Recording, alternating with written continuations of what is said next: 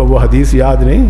ہر رمضان میں ہر مولوی صاحب سناتے ہیں کہ رمضان شریف کا ایک جمعہ تھا، سرکار دو عالم صلی اللہ علیہ وسلم جب خطبہ دینے کے لیے ممبر پر قدم رکھا تو فرمایا آمین، دوسرے قدمچے پہ قدم رکھا فرمایا آمین، تیسرے پہ رکھا فرمایا آمین، خطبہ دیا، نماز پڑھائی، جب سلام پھیر کے بیٹھے تو صحابہ نے کہا یا رسول اللہ پہلے تو کبھی نہیں آپ نے قدمچوں پہ ممبر پہ چڑھتے ہوئے آمین آمین کہا، آج آپ نے تینوں پہ چڑھتے ہوئے 3 دفعہ آمین آمین آمین کہا، اس کی کیا وجہ؟ فرمایا دیکھو رمضان کا ہی مہینہ تھا کہ جب میں نے پہلے قدمچے پہ قدم رکھا تو جبرائیل امین آئے اور انہوں نے ایک بد دعا کی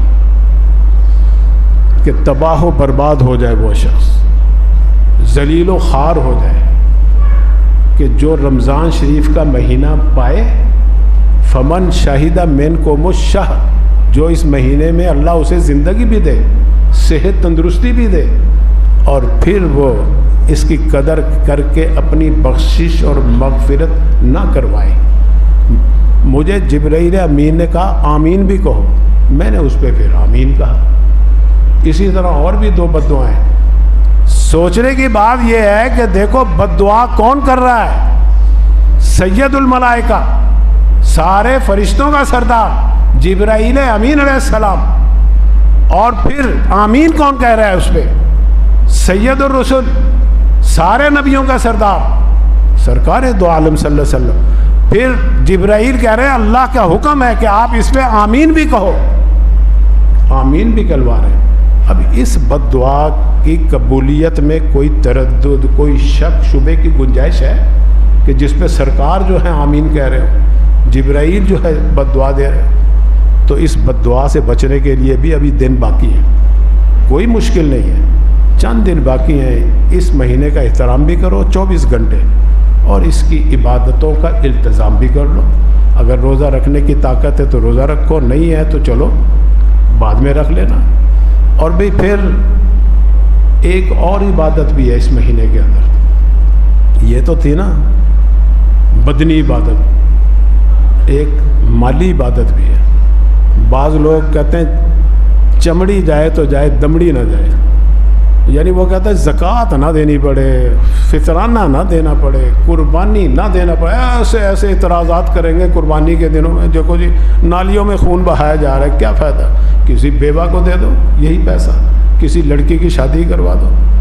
یہ کبھی نہیں کہیں گے کہ یہ جو ہم پان سگریٹ بیڑی پہ جو پیسے لاکھوں کروڑوں روپے، چائے کی پتی پہ جو خرچ کرتے ہیں، زر مبادلہ لاکھوں کروڑوں ڈالروں کی شکل میں، کہ وہ ان پہ خرچ کرو، نہیں۔ اللہ کی عبادت، اللہ کے حکم کے وقت یہ چیزیں یاد آئیں گی، اس وقت غریب یاد آ جاتا ہے۔ بھائی تمہیں کون منع کرتا ہے؟ تم غریبوں کی مدد کرو، اللہ نے تو حکم دیا، زکوٰۃ دو ان کو، فطرانہ دو ان کو، عشر دو ان کو، خیرات کرو، سارا سال ان کی خدمت کرو، اللہ کا تو حکم ہے۔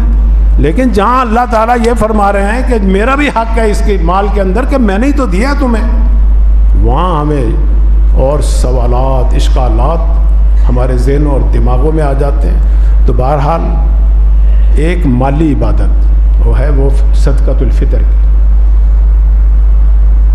صدقہ فطر کے بارے میں ایک مسئلہ تو یہ ہے کہ بعض لوگ سمجھتے ہیں کہ جس نے روزے رکھے ہیں نا جی، بس انہیں صدقہ فطرانہ دینا پڑے گا، کیونکہ ان کے روزے اٹکے رہتے ہیں، جب تک فطرانہ نہیں دیں گے تو اوپر نہیں جائیں گے۔ غلط مسئلہ، یہ عورتوں والا مسئلہ ہوگا، مردوں کا، علماء کا مسئلہ نہیں ہے۔ خواہ روزہ رکھا ہے آپ نے، خواہ نہیں رکھا ہے، فطرانہ ہر بالغ صاحب نصاب پر فرض ہے، واجب ہے، دینا ضروری ہے عید سے پہلے پہلے۔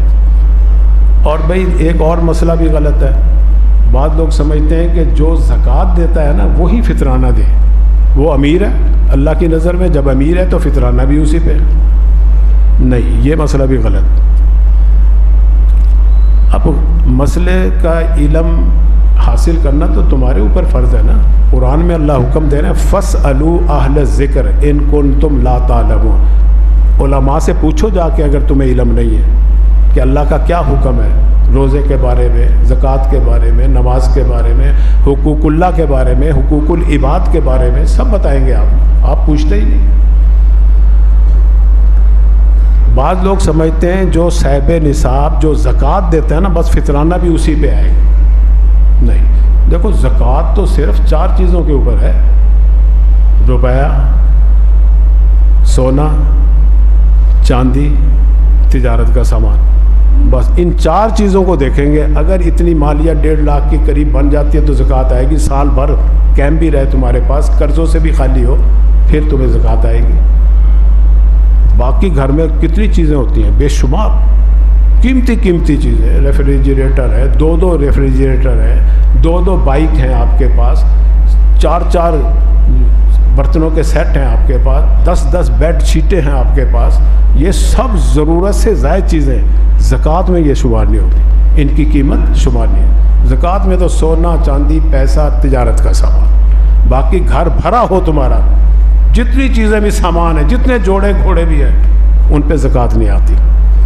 لیکن بھائی فطرانے میں فرض کرو ایک شخص کے پاس نہ سونا ہے، نہ چاندی ہے، نہ پیسہ ہے، لیکن گھر میں ضرورت سے زائد سامان موجود ہے، اور ضرورت سے زائد سامان جو میں نے نام لیے، برتن ہے، کپڑے ہے، جوتے ہے، موٹر سائیکل ہے، سواری ہے اور فرنیچر ہے، یہ چیزیں اگر 1.5 لاکھ سے بڑھ کر ہیں، ضرورت سے یہ زائد کی بات کر رہا ہوں، ضرورت والے نکال لیں، اور جو ضرورت سے زائد سامان ہے اس کی 1.5 لاکھ روپے یا 1,30,35,000 بھی ہے تو فطرانہ اس پہ واجب ہے، اپنی طرف سے بھی دے اور اپنی جو نابالغ اولاد ہے ان کی طرف سے بھی دے۔ نابالغ کی اولاد کی طرف سے بھی دینی ہے، بالغ اولاد اور بیوی اگر صاحب نصاب ہے تو وہ خود دے، اور اگر آپ کے کفالت میں ہے، آپ ہی ان کا دیتے ہیں ہر سال، تو اس دفعہ بھی آپ ہی دے دیں ان کے، انہیں پتہ ہے کہ ہم تو دیں گے نہیں، ہمارے پاس تو ہے نہیں، یہی دیں گے، میرا خامند ہی دے گا، گھر کا سربراہ ہی دے گا،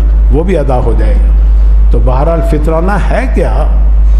صدقۃ الفطر 250 روپے، دیکھو 2 کلو گندم یا اس کی قیمت دے دو، یا 4 کلو کشمش دے دو، یہ تو اس پہ تو کبھی کسی نے عمل کیا ہی نہیں ہوگا۔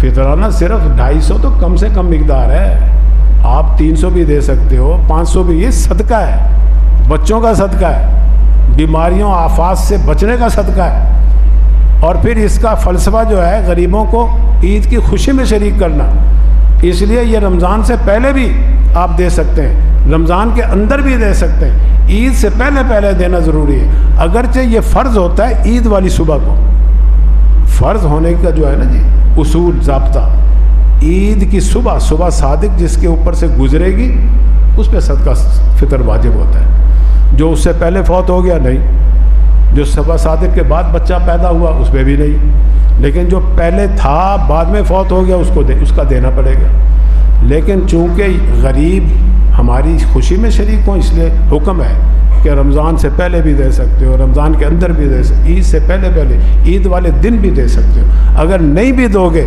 تو بھی تمہارے اوپر یہ قائم رہے گا، سر کے اوپر کھڑا رہے گا۔ یہ آفات سے، مصائب سے، آلام سے، تکالیف سے بچانے کا ایک ذریعہ ہے صرف 250 روپے۔